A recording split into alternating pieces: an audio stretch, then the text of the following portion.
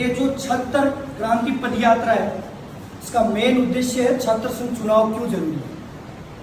ये छात्र संघ चुनाव क्यों जरूरी है, इसके सबसे महत्वपूर्ण पॉइंट पे आते हैं, यानी लिटरेसी रेट।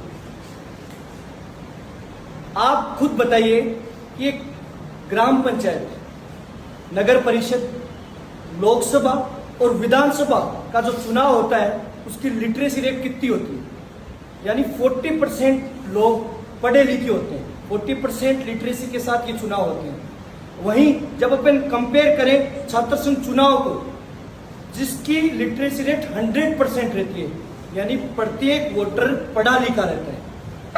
जब ग्राम पंचायत, लोकसभा, विधानसभा के चुनाव होते हैं तो एक कम पढ़े लिखे वोटर को एक नेता आसानी से भ्रमित कर सकता है।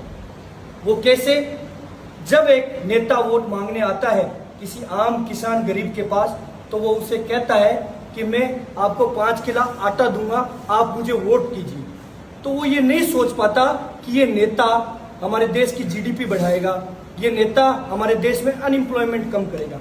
उसको सिर्फ अपने परिवार के पालन पोषण से मतलब होता है कि 5 किलो आटा ये नेता दे देंगे, 5 किलो मैं कमा लूंगा, मेरे परिवार का पेट भर जाएगा। उसी जगह जब एक युवा वोट करता है, एक शिक्षित युवा वोट करता है, तो वो ये सारी चीजें देख पाता है कि नेता हमारे देश की जीडीपी बढ़ाएगा, अनएम्प्लॉयमेंट कम करेगा, युवाओं के लिए क्या कर सकता है, आने वाले टाइम में हमारे देश का भविष्य बन सकता है।